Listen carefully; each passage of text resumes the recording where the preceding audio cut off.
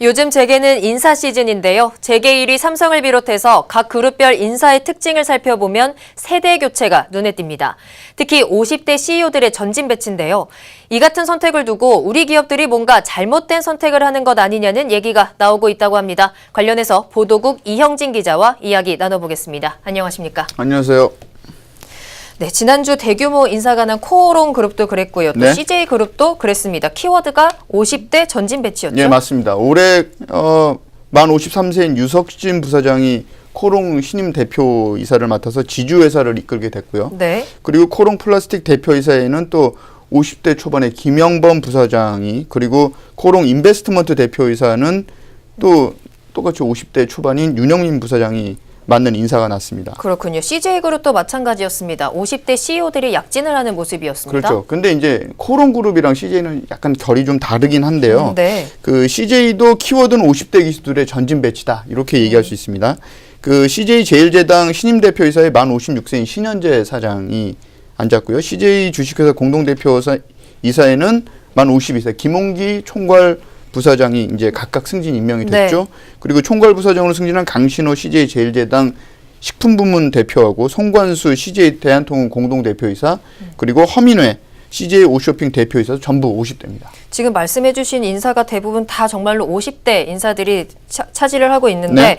아무래도 삼성전자가 1958년 이전 출생자들을 이선 후퇴시켰습니다. 그 기조가 좀 영향을 미친 것으로 봐도 될까요? 맞습니다. 근데 이제 삼성하고 앞서서 말씀드렸던 CJ 코오롱은 좀 달리 봐야 되는데요. 네. 정기 인사의 목적이나 목표에 대한 결이 좀 다릅니다. 그게 정확하게 어떤 얘기입니까? 그러니까 삼성그룹은 이제 실질적인 오너인 이재용 부회장이 최순실 국정농단 때문에 지금 구속 수감돼 있는 상황이고요. 네. CJ나 코오롱은 그렇지 않은 상황이거든요.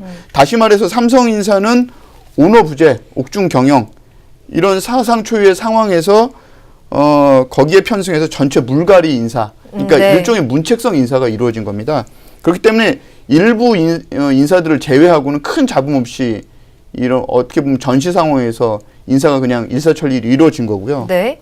근데 이제 CJ그룹이나 코오롱은 큰 이슈가 없는데도 1958년이라는 삼성이 정해놓은 그 기준에 맞춰서 사람들을 정리한 거죠. 뭐 듣기에 따라서는 CJ그룹이나 코오롱이 엉뚱하게 삼성을 따라했다, 뭐 이렇게도 들리는데요. 네, 맞습니다. 그 CJ그룹은 이제 2020 그레이트 CJ라는 목표를 세워놓고 매출 100조, 영업이익이 뭐 10조, 20조 이런 목표가 있는데요. 네. 그 목표 달성을 위해서는 기존 CEO들한테 좀 더 시간을 줬어야 되는 거 아니냐, 이런 게 이제 전문가들의 분석이거든요. 네. 그러니까 만일에 이번에 전진 배치된 50대 인력들이 그 목표를 달성을 못하면, 그럼 내년에 신상필벌 원칙에 의해서 그 사람들이 물러나야 되는 겁니까? 그러면 그 더 네. 밑에 있는 사람들, 50대 초반, 40대 후반에 있는 사람들이 올라와야 된다는 소리인데, 그게 뭔가 좀 이상하다는 거죠. 네. 그리고 외려 이런 상황에서는 그 고창급 CEO들을 앉혀놓고 그 목표를 달성하게 하고 신진 세력이 올라올 수 있는 기회의 시간을 줬어야 되는 거다, 뭐 이런 그 분석이 있습니다. 그러니까 이렇게 생각할 수도 있어요. CJ그룹이 현 상황에서 2020 그레이트 CJ를 달성하는 것 자체가 불가능하다, 네. 이렇게 판단을 했다고 하면 조기 세대 교체를 했다, 이렇게 생각할 수는 있죠. 하지만 이제 이게 뭐 신상 필벌도 아니고요. 출생연도 기준으로 이선 후퇴를 결정한 것은 원칙이 없는 무리한 인사였다, 이렇게 평가를 하고 싶습니다. 네. 코오롱은 어떤가요? 네, 그리고 이웅열 회장이 이끌고 있는 코오롱 그룹의 세대 교체도 좀 생뚱맞은 면이 없지 않아 있습니다. 네. 그러니까 오히려 지금 역성장을 하고 있는 상황인데요. 조직 안정에 오히려 더 방점을 찍었어야 되거든요. 네. 근데 기존에 있던 분들을 내보내고 58년 기준이라는 기준을 가지고, 그리고 50대 인사들을 새롭게 앉히면서 조직을 흔드는 그런 모습을 보였거든요. 그럴 이유가 전혀 없는데 지금 그런 인사를 냈기 때문에 성장이 지체되고 있는 코오롱 그룹도 다른 의도를 가진 이제 삼성 인사를 보고 따라하면서 엉뚱한 인사를 했다, 이렇게 말씀을 드릴 수 있습니다. 그러니까 CJ그룹과 코오롱이 큰 네. 명분이 없는데도 이제 출생 기준을 이용해서 인사를 했다라고 말씀을 해주셨는데요. 네. 그럼 삼성은 어떻게 인사를 한 건가요? 뭐 주력 사업장인 삼성전자가 일단 인사가 마무리됐습니다. 예, 그 이미 아시다시피 삼성은 1958년 이전 출생자들을 일률적으로 경영 라인 뒤로 뺐습니다. 네. 하지만 이제 전진 배치한 인력들이 신진 세력들하고요. 그다음에 이재용 부회장 측근으로 분류되는 사람들이 이제 막 뒤섞여 있거든요. 네. 그러니까 이들이 이제 이재용 부회장에 복귀할 가능성이 높은 2년이나 2년 반 뒤에 실적을 올려야 되고요.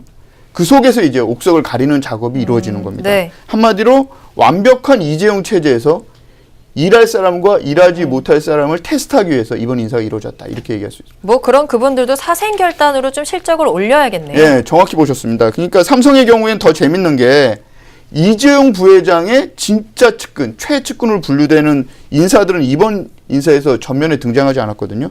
그 얘기는 실적 경쟁을 통해서 살아남아야 하는 기간 동안 실적 경쟁에서 정말 최측근들은 위험해서 빼준 거고요. 거군요. 네. 그 저간의 사정이 있는 삼성 인사를 이런 저간의 사정이 있는 삼성 인사를 다른 기업들이 무턱대고 따라하고 있다. 이렇게 설명될 수 있고 네. 그런 세대 교체라는 키워드를 가지고 이렇게 무리하게 인사를 하면 자칫하면 황금알을 낳는 거위의 배를 그냥 가르는 우를 범할 수 있다. 이렇게 말씀드릴 수 있습니다. 그렇군요. 이어질 대기업들의 연말 인사 앞으로 좀 더 지켜볼 필요가 있겠습니다. 지금까지 이형진 기자였습니다.